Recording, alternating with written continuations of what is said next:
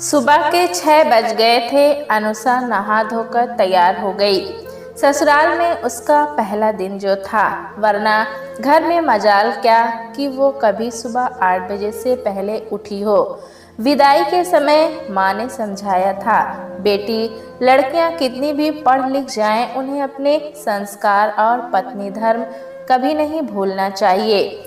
सुबह जल्दी उठकर सिर पर पल्लू रखकर रोजाना सास ससुर का आशीर्वाद देना, कभी भी पति का साथ न छोड़ना, कैसी भी परिस्थिति आ जाए धैर्य न खोना और मुंह से कभी कटु वचन न कहना। जैसी आपकी आज्ञा माताश्री। जिस अंदाज में अनुषा ने कहा था, उसे सुनकर विदाई के क्षणों में भी माँ के चेहरे पर हंसी आ गई थी। अनुषा ड्रेसिंग टेबल के आगे बैठी थी। बीती रात की रौनक उसके चेहरे पर लाली बनकर बिखरी हुई थी। भीगी जुल्फें संवारते हुए प्यार भरी नजरों से उसने बेसुध भुवन की तरफ देखा। भुवन से वैसे तो उसकी अरेंज मैरिज हुई थी, मगर सगाई और शादी के बीच के समय में वे कई दफा मिले थे। इसी दरमियान उसके दिल में भुवन के लिए प्यार उमड़ पड़ा था। तभी तो शादी के समय उसे महसूस ही नहीं हुआ कि वो अरेंज मैरिज कर किसी अजनबी को जीवन साथी बना रही है। उसे लग रहा था जैसे लव मैरिज कर अपने प्रियतम के घर जा रही है। बाल संवार कर और सिर पर पल्लू रखकर अनुषा सीढ़ियों से नीचे उतर आई। सास ससुर बैठक रूम में सोफे पर बैठे अखबार पढ़ते हुए चाय की चुस्कियों का आनंद ले रहे थे। अनुषा ने उनको अभिवादन किया और किचन में घुस गई। उसने अपने हाथों से सुबह का नाश्ता तैयार कर खिलाया तो ससुर ने आशीष स्वरूप उसे 1000 के 5 नोट दिए। सास ने अपने गले से सोने की चैन निकाल कर दी। तब तक भुवन भी तैयार होकर नीचे आ चुका था। भुवन ने अनुषा को बताया था कि अभी ऑफिस में कुछ ज़रूरी मीटिंग्स है, इसलिए 2-3 दिन मीटिंग्स और दूसरे काम निपटाकर अगले सप्ताह दोनों हनीमून के लिए निकलेंगे। इसके लिए भुवन ने 10 दिनों की छुट्टी भी ले रखी थी। भुवन का ऑफिस टाइम 10 बजे का था। ऑफिस ज़्यादा दूर भी नहीं था और जाना भी अपनी गाड़ी से ही होता था। फिर भी भुवन ठीक 9 बजे घर से निकल गया तो अनुषा को कुछ अजीब लगा, मगर फिर सामान्य होकर वो खाने की तैयारी में जुट गई। तब तक काम वाली भी आ गई हुई थी। अनुषा को ऊपर से नीचे तक तारीफ भरी नजरों से देखने के बाद धीरे से बोली, शायद अब भुवन भैया उस नागिन के चंगुल से बच जाएंगे। ये क्या कह रही हो तुम? काम वाली की बात पर आश्चर्य और गुस्से में अनुषा ने कहा। वो मुस्कुराती हुई बोली, बस बहू रानी, कुछ ही दिनों में आपको मेरी बात का मतलब समझ आ जाएगा। 2-3 दिन इंतजार कर लो, कहकर वो काम में लग गई।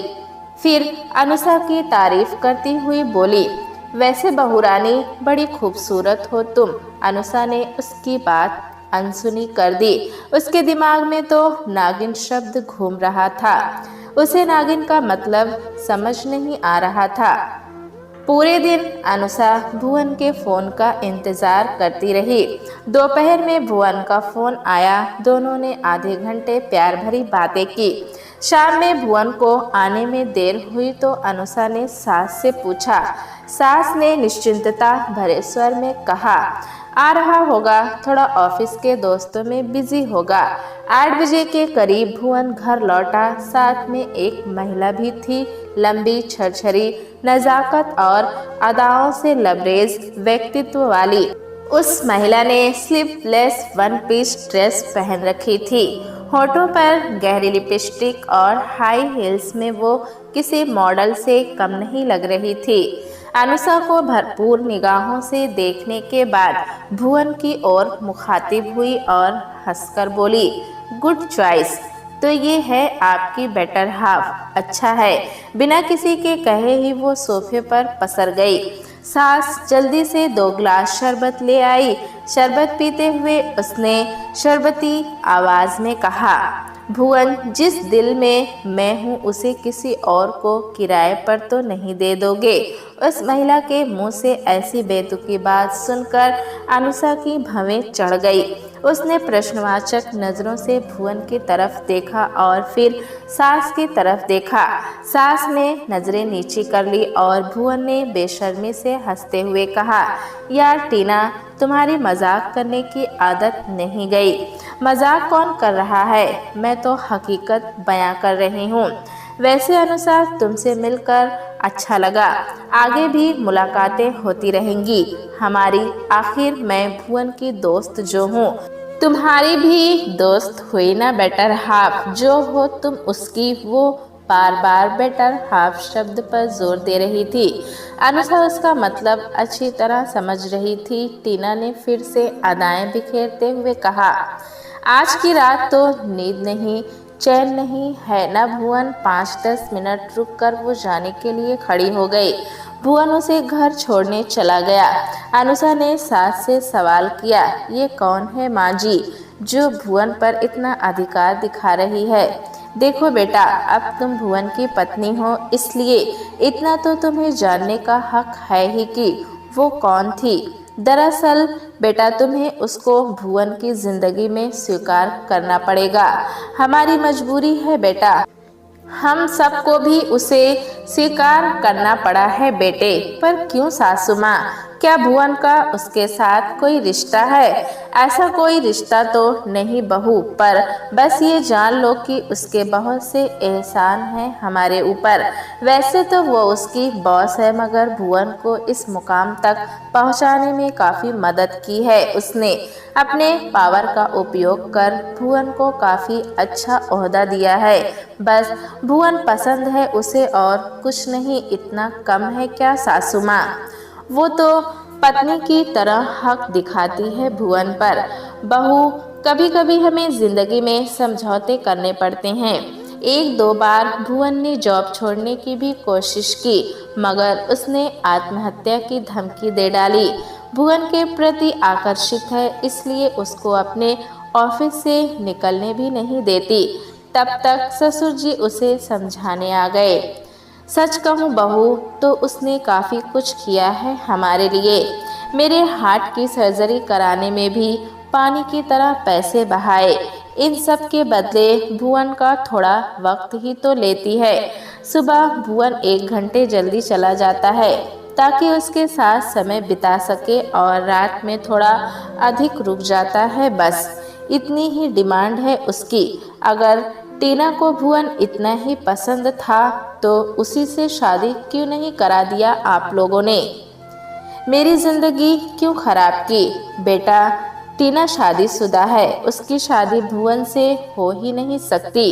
शादी के दूसरे दिन ही अपनी जिंदगी में आए इस कड़वे अध्याय को पढ़कर अनुषा विचलित हो गई थी।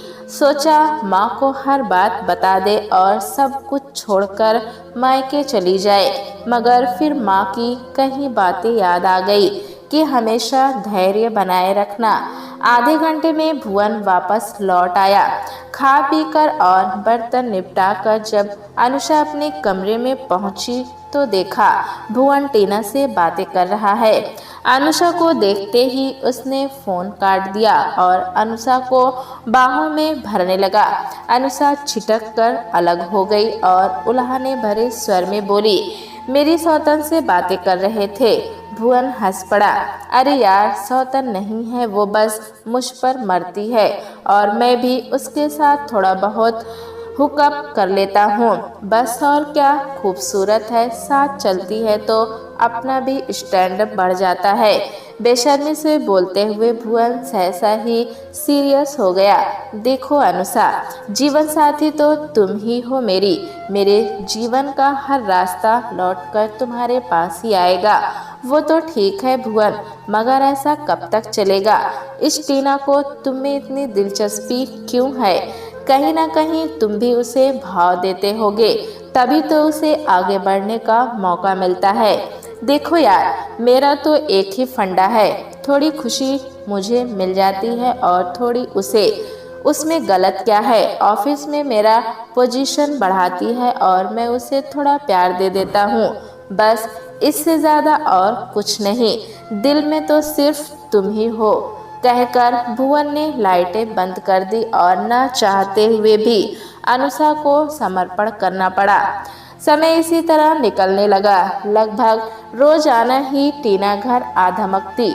वो जब भी आती भुवन के साथ फ्लर्ट करती, अदाएं बिखेरती और अनुषा पर व्यंग कसती। एक दिन भुवन के बालों को अपनी उंगली में घुमाते हुए शोक आवाज में बोली, एक राज बताऊं अनुषा, तुम्हारे काम आएगा। अनुषा ने कोई जवाब नहीं दिया, मगर टीना ने बोलना जारी रखा। पता है भुवन कब खुद पर काबू नहीं रख पाता। कब भुवन ने टोका तो हंसते हुए टीना बोली, जब कोई लड़की हल्के गुलाबी रंग की नाइटी पहनकर उसके करीब जाए फिर तो भुवन का खुद पर भी वश नहीं चलता। सुनकर भुवन सकपका गया और टीना हंसती हुई बोली, वैसे अनुषा एक बात और बताओ। भुवन के बिल्कुल करीब पहुंचते हुए टीना ने कहा तो अनुषा का चेहरा गुस्से से लाल हो उठा। अनुषा को और भी ज्यादा जलाती हुई टीना बोलने लगी, काले टी शर्ट और ग्रे जींस में तुम्हारा पति इतना हैंडसम लगता है कि बस फिर दुनिया का कोई भी पुरुष तुम्हारे पति के आगे पानी भरे। अनुषा के कोई जवाब नहीं दिया, मगर टीना ने अपने फ्लर्ट अंदाज में बोलना जारी रखा, जानते हो भुवन, तुम्हारी कौन सी अदा और कौन सी चीज मुझे अपनी तरफ खींचती है। अनुषा का गुस्सा देख भुवन टीना के पास से उठकर दूर खड़ा हो गया तो नजाकत के साथ उसके करीब से गुजरती हुई टीना बोली, ये तुम्हारा सब जानकर भी अनजान बने रहने की अदा, तौबा, दिल का सुकून छिन जाता है जब तुम्हारी निगाहों में अपनी मोहब्बत देखती हूँ। चलो अब चलती हूँ मैं, वरना कोई गुस्ताखी न हो जाए मुझसे। इस तरह की बेशर्मियाँ टीना अक्सर करती। हनीमून पर जाने से 2 दिन पहले की बात है। उस दिन रविवार था। भुवन सुबह से ही अपने कंप्यूटर पर कुछ काम कर रहा था। अनुषा दोपहर के खाने की तैयारियों में लगी थी। तभी दरवाजे पर दस्तक हुई तो अनुषा ने जाकर दरवाजा खोला। सामने टीना खड़ी हुई थी। खुले बाल, स्लीवलेस बॉडी, हगिंग टॉप और जीन्स के साथ डार्क रेड लिपस्टिक में उसे देखकर अनुषा का चेहरा बन गया। टीना नकली हंसी बिखेरती अंदर घुस आई और पूछा, नई दुल्हन आपके श्रीमान जी कहाँ है? वे अपने कमरे में काम कर रहे हैं। ओके, मैं मिलकर आती हूँ। आप बैठिए, मैं बुलाकर लाती हूँ। अनुषा के इस कथन पर टीना ठहाके मारकर हंसती हुई बोली, आंटी सुना आपने, आपकी बहू तो मुझसे औपचारिकताएं निभा रही है। उसे पता ही नहीं कि मैं इस घर में किसी भी कमरे में किसी भी समय जा सकती हूँ। कहते हुए वो भुवन के कमरे की तरफ बढ़ गई। अनुषा ने सवालिया नजरों से सास की तरफ देखा तो सास ने नजरें नीची कर ली। टीना ने भुवन के कमरे में जाकर दरवाजा अंदर से बंद कर लिया। करीब 1 घंटे बाद उसने दरवाजा खोला। उतनी देर अनुषा के सीने में आग जलती रही। उसी समय जाकर उसने हनीमून के टिकट फाड़ डाले। रात तक अपना कमरा बंद कर रोती रही। सास ने उसे समझाते हुए कहा, देख बहू, पुरुषों द्वारा 2 स्त्रियों के साथ संबंध बनाकर रखना कोई नई बात तो है नहीं। सदियों से ऐसी बातें चली आ रही है। यहाँ तक कि देवी देवता भी इससे विमुख नहीं। कृष्ण का ही उदाहरण ले, जिनकी 16,000 रानियां थीं। रानी रुक्मणी के साथ साथ राधा से भी उनके संबंध थे। पांडु और राजा दशरथ की 3-3 पत्नियां थीं। तो इंद्र ने भी अहिल्या के साथ, माँ जी आप प्लीज अपनी दलीलें मुझे मत दीजिए, मुझे मेरे दर्द के साथ अकेला रहने दीजिए। एक बात बताइए माँ जी, आपको इसमें कुछ भी गलत नहीं लग रहा? अगर ऐसा है और ये घर टूटता है तो आप इसका इल्जाम मुझ पर मत लगाइएगा। रोती हुई अनुषा रोती हुई बाथरूम में जाकर मुंह धोने लगी तो सास ने दबी आवाज में कहा, मैं समझती हूँ तुम्हारा दर्द। देखो, मैं एक बाबा को जानती हूँ, बहुत पहुँचे हुए हैं वे। भभूत दे देंगे या कोई उपाय बता देंगे, सब ठीक हो जाएगा। तुम चलो कल मेरे साथ। अनुषा को बाबाओं और पंडितों पर कोई विश्वास नहीं था, मगर सास समझा बुझाकर जबरन उसे बाबा के पास ले गई। शहर से दूर वीराने में उस बाबा का आश्रम काफी लंबा चौड़ा था। आंगन में भक्तों की भीड़ बैठी हुई थी। बाबा की आंखें अनुषा को शराब जैसी जहरीली लग रही थी। उस पर बार बार बाबा का भक्तों पर झाड़ू फिराना, फिर अजीब सी आवाजें निकालना अनुषा को बहुत कोफ्त हो रही थी। उसे समझ नहीं आ रहा था कि टीना को उसकी जिंदगी से दूर करने में भला बाबा की क्या भूमिका हो सकती है। इसके लिए तो उसे ही कुछ सोचना होगा। वो चुपचाप बैठकर आगे का प्लान अपने दिमाग में बनाने लगी। इधर कुछ समय में उसका नंबर आ गया। बाबा ने वासना पूरी नजरों से उसकी तरफ देखा और फिर उसके हाथों को पकड़कर पास बैठने का इशारा किया। अनुषा को ये छुअन बहुत घिनौनी लगी। वो मुंह बनाकर बैठी रही। सास ने समस्या बताई। बाबा ने झाड़ू से उसकी समस्या झाड़ देने का उपक्रम किया। फिर बाबा ने उपाय बताते हुए कहा, बच्ची, तुम्हें 18 दिन सिर्फ एक वक्त खाकर रहना होगा, और वो भी नमकीन नहीं बल्कि केवल मीठा। इसके साथ ही 18 दिन का गुप्त अनुष्ठान भी चलेगा। कालीबाड़ी के पास वाले मंदिर में रोजाना 11 बजे मैं एक पूजा करवाऊंगा। इसमें करीब 90,000 का खर्च आएगा। जी बाबा जी, जैसा आप कहें, सास ने हाथ जोड़कर कहा। अनुषा उस वक्त तो चुप रही, मगर घर आते ही बिफर पड़ी। माँ जी, मुझे ऐसे उलझलूल उपायों पर विश्वास नहीं। मैं कुछ नहीं करने वाली। अब मैं अपने कमरे में जा रही हूँ ताकि कोई बेहतर उपाय ढूंढ सकूं। अनुषा का गुस्सा देखकर सास चुप रह गई। उधर अनुषा देर रात तक सोचती रही। वो इतनी जल्दी अपनी परिस्थितियों से हार मानने को तैयार नहीं थी। उसने काफी सोच विचार किया और फिर उसे रास्ता नजर आ ही गया। अनुषा ने पहले टीना के बारे में अच्छे से खोज खबर ली ताकि उसकी कमजोर नस पकड़ सके। सारी जानकारियां एकत्र की। जल्द ही उसे पता लग गया कि टीना का पति रेडीमेड कपड़ों का व्यापारी है और पास के मार्केट में उसकी काफ़ी बड़ी शॉप भी है। बस फिर क्या था। अनुषा ने अपनी योजना के हिसाब से चलना शुरू किया। सबसे पहले एक ड्रेस खरीदने के बहाने वो उस दुकान में पहुंच गई। दुकान का मालिक यानी टीना का पति विराज करीब 40 साल का एक सीधा सादा सा आदमी था, जिसके सिर पर बाल काफी कम थे। वैसे पर्सनालिटी अच्छी थी। अनुषा ने बातों ही बातों में बता दिया कि वो भी विराज के शहर की है। फिर क्या था, विराज उस पर अधिक ध्यान देने लगा। अनुषा ने एक महंगा सूट खरीदा और घर चली आई। 2-3 दिन बाद वो फिर उसी दुकान में पहुंची और कुछ कपड़े खरीद लिए। विराज ने उसके लिए स्पेशल चाय मंगवाई तो अनुषा भी बैठकर उससे ढेर सारी बातें करने लगी।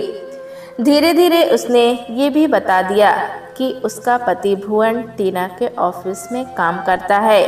विराज टीना और भुवन के रिश्ते के बारे में पहले से ही जानता था, इसलिए अनुषा से और भी ज़्यादा जुड़ाव महसूस करने लगा। अनुषा अब अक्सर विराज की शॉप पर जाने लगी थी और उसे देर तक बातें भी करती। जल्द ही विराज से उसकी दोस्ती इतनी गहरी हो गई कि विराज ने उसे घर आने को भी आमंत्रित कर दिया। अगले ही दिन अनुषा टीना की गैर मौजूदगी में विराज और टीना के घर पहुंच गई। विराज ने उसकी काफ़ी आओभगत की और दोनों ने दोस्त की तरह साथ समय व्यतीत किया। चलते समय अनुषा ने जानबूझकर टीना के बेड पर कोने में अपना हेयर पिन रख दिया। रात में जब टीना ने वो हेयर पिन देखा तो बौखला गई और विराज से सवाल करने लगी। विराज ने किसी तरह बात को टाल दिया, मगर 2 दिन बाद ही अनुषा फिर विराज के घर पहुंच गई। इस बार वो बाथरूम में अपना दुपट्टा लटका आई थी। टीना ने जब लेडीज दुपट्टा बाथरूम में देखा तो आपे से बाहर हो गई और विराज पर उंगली उठाने लगी। ये दुपट्टा किसका है विराज? बताओ, किसके साथ रंगरलिया मना रहे थे तुम? पागल मत बनो टीना, मैं तुम्हारी तरह किसी के साथ रंगरलिया नहीं मनाता। विराज का गुस्सा भी फूट पड़ा। तुम्हारी तरह का क्या कहना चाहते हो तुम?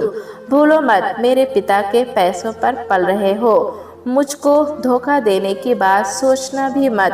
देखो टीना, मैं मानता हूँ एक महिला से मेरी दोस्ती हुई है, अनुषा नाम है उसका, मगर वो घर पर सिर्फ चाय पीने आई थी। यकीन जानो, हमारे बीच ऐसा कुछ नहीं है जिसे तुम रंगरलिया मनाना कह सको। अब टीना थोड़ी सावधान हो गई थी। उसे महसूस होने लगा था कि बदला लेने के लिए अनुषा उसके पति पर डोरे डाल रही है। टीना ने अब भुवन के घर आना जाना कम कर दिया, मगर उसके साथ वक्त बिताना नहीं छोड़ा। इधर अनुषा फिर से विराज के घर पहुंची। इस बार वह विराज के लिए खूबसूरत सा गिफ्ट लेकर आई थी। यह एक खूबसूरत कविताओं का संग्रह था। विराज को कविताओं का बहुत शौक था। 2 से 3 घंटे दोनों कविताओं पर चर्चा करते रहे। इस बीच योजना अनुसार अनुषा ने अपनी इस्तेमाल की हुई एक सैनिटरी नैपकिन टीना के बाथरूम के डस्टबिन में डाल दिया। फिर विराज से इजाज़त लेकर वो घर लौट आई। अनुषा को अंदेशा हो गया था कि आज रात या कल सुबह टीना कोई ना कोई ड्रामा जरूर करेगी। हुआ भी यही। सुबह सुबह टीना अनुषा के घर धमक आई। वो बाहर से ही चिल्लाती आ रही थी, मेरे पति पर डोरे डाले तो अच्छा नहीं होगा। अनुषा, मेरा पति सिर्फ मेरा है। हंसती हुई अनुषा किचन से बाहर निकली और बोल पड़ी, मान लो मैं तुम्हारे पति पर डोरे डाल रही हूँ, तो अब बताओ क्या करोगी तुम? मेरे पति पर डोरे डालोगी? वो तो तुम पहले ही कर चुकी हो। आगे बताओ और क्या करोगी? अनुषा का सवाल सुनकर वो बिफर पड़ी। चीखती हुई बोली, खबरदार अनुषा, मेरे पति की तरफ आंख उठाकर भी मत देखना, वरना तुम्हारे पति को नौकरी से निकाल दूंगी। तो निकाल दो ना टीना, मैं भी यही चाहती हूँ कि वो तुम्हारे चंगुल से आज़ाद हो जाएं। हंसी आती है तुम पर। मेरे पति के साथ गलत रिश्ता रखने में तुम्हें कोई दिक्कत नहीं, मगर तुम्हारे पति की तरफ कोई देख भी ले तो तुम्हें समस्या हो जाती है।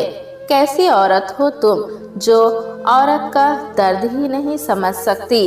दर्द तुम नहीं सह सकती, वो दूसरों को क्यों देती हो? दूर खड़ा भुवन दोनों की बातें सुन रहा था। उसकी आंखें खुल गई थी। मन ही मन अनुषा की तारीफ कर रहा था। कितनी सच्चाई से उसने गलत के खिलाफ आवाज उठाई थी। अब तक टीना भी सबके आगे अपना मजाक बनता देख संभल चुकी थी। अनुषा की बातों का असर हुआ था या फिर खुद पर जब बीती तो उस जलन के एहसास ने टीना को सोचने पर मजबूर कर दिया था। उसके पास कोई जवाब नहीं था। घर लौटते समय वो फैसला कर चुकी थी कि आज के बाद वो भुवन पर अपना कोई हक नहीं रखेगी। प्यारे दोस्तों, कहानी कैसी लगी हमें कमेंट में ज़रूर बताएं। चैनल पे नए हैं तो एक लाइक और सब्सक्राइब करना ना भूलें।